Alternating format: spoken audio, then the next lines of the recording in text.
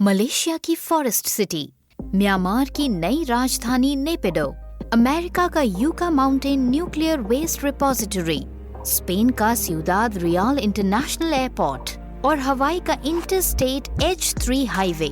ये कुछ ऐसे इंटरनेशनल प्रोजेक्ट्स हैं जिसमें लाखों करोड़ों डॉलर्स खर्च होने के बावजूद भी ये अभी भी हैं सुनसान। क्या है वो वजहें जिनकी वजह से ये जगह सुनसान पड़ी हुई हैं? ये जानना चाहते हैं तो गौर से देखिए इस वीडियो को, क्योंकि इस वीडियो के जरिए हम आपको बताने वाले हैं इस दुनिया की 5 ऐसी आकर्षक जगहों के बारे में जहां पर सरकार के लाखों करोड़ों डॉलर्स इन्वेस्टमेंट के बाद भी ये जगह पड़ी हुई है आज भी सुनसान। तो आइए शुरुआत करते हैं अपने इस वीडियो की और सबसे पहले आपको बताते हैं मलेशिया की फॉरेस्ट सिटी के बारे में।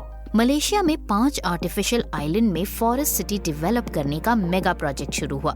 इसकी लोकेशन सिंगापुर से महज 20 मिनट की दूरी पर थी, इसलिए इन्वेस्टर्स काफी इंटरेस्टेड थे कि वो इस जगह पर ये जो फॉरेस्ट सिटी बन रही है वहाँ पर इन्वेस्ट करें। इसकी डिजाइनिंग में कई ग्रीन इनोवेशन किए गए। इस पूरे शहर को सारी सुख सुविधाओं के साथ जंगल वाला फील दिया गया ताकि इसे सही मायनों में फॉरेस्ट सिटी के रूप में डेवलप किया जा सके। इसमें साल 2035 तक $100 बिलियन यानी करीब 7.45 लाख करोड़ रुपए निवेश किए जाने थे। धीरे धीरे जब डेवलपमेंट शुरू हुई तो उसके बाद 50 अपार्टमेंट्स का एक आइलैंड भी बनकर तैयार हुआ, लेकिन आखिरकार ये प्रोजेक्ट डंप हो गया। जानना चाहेंगे कि इसकी फेल होने की वजह क्या थी? इस मेगा प्रोजेक्ट की ज्यादातर फंडिंग चीन से हुई थी। चीनी नागरिकों को यहाँ मुफ्त में आने का पास दिया गया। इसका असर ये हुआ कि जो इन्वेस्टर्स अपने देश में महंगे अपार्टमेंट्स नहीं खरीद पा रहे थे, उन्होंने फॉरेस्ट सिटी का रुख किया। साल 2019 तक 80% प्रॉपर्टी के मालिक चाइनीज हो गए और इसका असर ये हुआ कि यहाँ की सड़कों पर लगे साइन बोर्ड से लेकर स्कूल तक में मैंडरिन भाषा का इस्तेमाल होने लगा। इसकी वजह से लोकल मलेशियाई लोगों में आक्रोश बढ़ गया। उन्हें साफ साफ ये लगने लगा कि मलेशिया की सरकार चीनी सरकार के सामने अपने घुटने टेक चुकी है और मलेशिया के एक हिस्से को चाइना को ऑलमोस्ट बेच चुकी है। धीरे धीरे ये विद्रोह इतना बढ़ना शुरू हो गया कि आखिरकार मलेशिया की सरकार को यहाँ पर विदेशियों के प्रॉपर्टी खरीदने पर बैन लगाना पड़ा। अगर आज की डेट की बात करें तो 7 लाख लोगों के लिए तैयार इस फॉरेस्ट सिटी में, जो कि मलेशिया में काफी पॉपुलर थी, इस वक्त सिर्फ 500 लोग रह रहे हैं। नई प्रॉपर्टीज बिक नहीं रही और जिन्होंने पहले से ही इस प्रॉपर्टी को खरीद लिया था वो भी अब किसी न किसी तरीके से यहाँ से बेचकर जाना चाहते हैं। नंबर 2, म्यांमार की सरकार ने एक नई राजधानी बनाने की प्लानिंग शुरू की। इस नई राजधानी का नाम था नेपिडो। म्यांमार की मिलिट्री ने 2002 में एक गुप्त राजधानी बनाने की योजना शुरू की।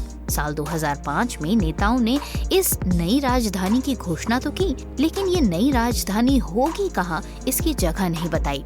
आखिरकार साल 2006 में नई राजधानी नेपिडो की घोषणा की गई और फिर शिफ्टिंग का काम शुरू हुआ। $4 अरब यानी करीब 30,000 करोड़ रुपए की लागत से यहाँ पर वो सब कुछ बनाया गया जो लोगों को आकर्षित करे। 20 लेन का हाईवे, 100 से ज्यादा लग्जरी होटल्स, गोल्फ कोर्स और बहुत कुछ। लेकिन ये सब कुछ होने के बावजूद भी म्यांमार के लोगों ने उस तरफ अपना रुख नहीं किया। जानना चाहेंगे कि ऐसा वहाँ के लोगों ने क्यों किया? हेल्थ इंफ्रास्ट्रक्चर, अच्छे कॉलेज और कारोबार के मौकों की कमी की वजह से लोगों ने म्यांमार की इस राजधानी नेपिडो को अपना ठिकाना नहीं बनाया।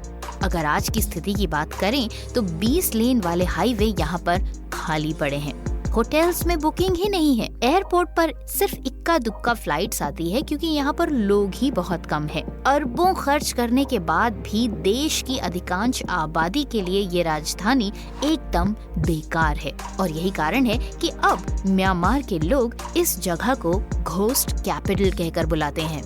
नंबर 3, अमेरिका का Yucca Mountain nuclear waste repository. America ने अपने न्यूक्लियर वेस्ट को सही ठिकाने तक पहुंचाने के लिए साल 1980 में एक परमानेंट सॉल्यूशन निकालने का फैसला लिया और ये फैसला था Yucca Mountain nuclear waste repository. Actually 1987 में नवादा के यूका माउंटेन को चिन्हित किया गया। योजना बनाई गई कि पूरे देश के न्यूक्लियर वेस्ट को एक टनल के जरिए यूका माउंटेन में 300 मीटर अंदर दबाया जाएगा। साल 2002 में प्रोजेक्ट को अनुमति मिली और फिर काम भी शुरू हो गया। लेकिन बहुत जल्द ही ये प्रोजेक्ट फेल हो गया। इसके फेल होने का कारण था नवादा के लोगों का इस जगह को न्यूक्लियर वेस्ट की तरह यूज करने का विरोध करना। नवादा के लोग नहीं चाहते थे कि इस जगह को न्यूक्लियर वेस्ट रिपोजिटरी के रूप में इस्तेमाल किया जाए। डेफिनेटली इसके पीछे काफी सारे हेल्थ रीजंस ही थे। ओबामा के राष्ट्रपति बनने के बाद साल 2010 में इस प्रोजेक्ट की फंडिंग बंद कर दी गई। 3 साल बाद एक कोर्ट ने काम शुरू भी करवाया, लेकिन कोई खास प्रोग्रेस नहीं हो पाई। अगर आज की स्थिति की बात करें तो अमेरिका के करंट प्रेसिडेंट जो बाइडेन ने साफ इनकार कर दिया है कि नवादा में कोई भी न्यूक्लियर वेस्ट रिपोजिटरी नहीं बनाई जाएगी। लिहाजा $17 बिलियन यानी करीब 1.25 लाख करोड़ खर्च करने के बाद भी आज तक इस मेगा प्रोजेक्ट का कोई रिजल्ट नहीं आ पाया है। और जितना पैसा खर्च हुआ सो हुआ, अब ये प्रोजेक्ट बिल्कुल ठंडे बस्ते में है। नंबर 4, स्पेन का Ciudad real international airport. Spain के मैड्रिड एयरपोर्ट के बारे में तो आप सभी लोग जानते होंगे। क्या आप जानते हैं कि स्पेन का मैड्रिड एयरपोर्ट दुनिया के व्यस्ततम एयरपोर्ट्स में से एक है? ये बात स्पेन की सरकार अच्छी तरह जानती थी।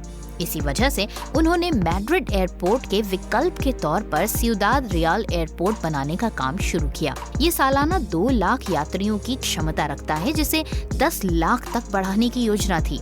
इस एयरपोर्ट को बनाने का काम साल 2009 में शुरू हुआ, लेकिन 2012 तक इसे बनाने वाली कंपनी दिवालिया हो गई। लेकिन इस प्रोजेक्ट की फेल होने की सिर्फ यही वजह नहीं थी।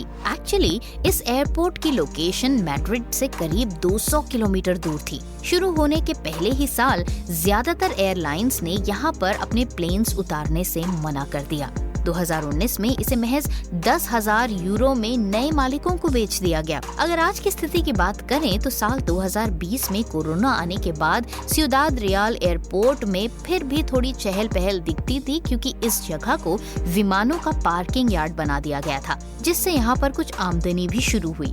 लेकिन जैसे ही दोबारा फ्लाइट्स चलनी शुरू हुई, ये एयरपोर्ट एक बार फिर से सन्नाटे में आ गया और सरकार का लगाया हुआ लाखों करोड़ों रुपया इस एयरपोर्ट में फंस कर रह गया। नंबर 5, हवाई का 26 किलोमीटर लंबा इंटरस्टेट H3 हाईवे बेहद खूबसूरत नज़ारों के बीच से गुजरता था, लेकिन बावजूद इसके ये प्रोजेक्ट बुरी तरह से फेल हो गया।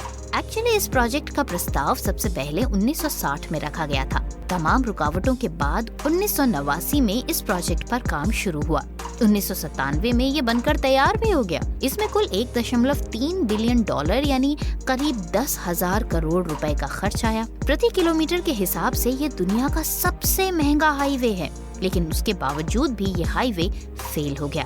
जानना नहीं चाहेंगे कि इसके पीछे का कारण क्या था? 1960 के दशक में जिस उद्देश्य से इस हाईवे को बनाने की बात हुई थी, वो 40 साल बाद अप्रासंगिक हो गया।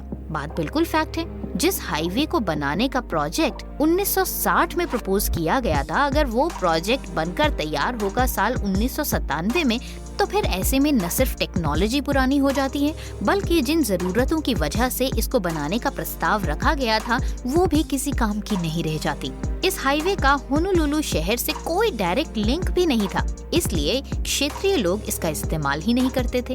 हाईवे का एक समूह इसे शापित भी मानता है, क्योंकि इसके बनने में कई धार्मिक स्थलों को नुकसान पहुंचाया गया। अगर आज की स्थिति की बात करें तो हवाई का इंटरस्टेट H3 हाईवे आज सुनसान हालत में है। बावजूद इसके कि इसके इर्द गिर्द बेहद सुंदर नजारे हैं, लेकिन फिर भी इस हाईवे में बेहद कम गाड़ियां ही देखने को मिलती हैं। तो ये है विश्व के ऐसे 5 बड़े बड़े प्रोजेक्ट्स जिसमें वहाँ की सरकारों ने खूब सारा पैसा खर्च किया, लेकिन बावजूद इसके ये प्रोजेक्ट्स हो गए बुरी तरह से फ्लॉप। अगर आपको हमारा ये वीडियो अच्छा लगा और इन्फॉर्मेटिव भी लगा तो इसे ज्यादा से ज्यादा शेयर करें, चैनल को सब्सक्राइब करें, पेज को लाइक करें और इसी तरह से हमारे साथ जुड़ते चले जाइए। बहुत जल्द होगी आपसे एक और नए इन्फॉर्मेटिव वीडियो के साथ दोबारा मुलाकात। तब तक के लिए बाय बाय।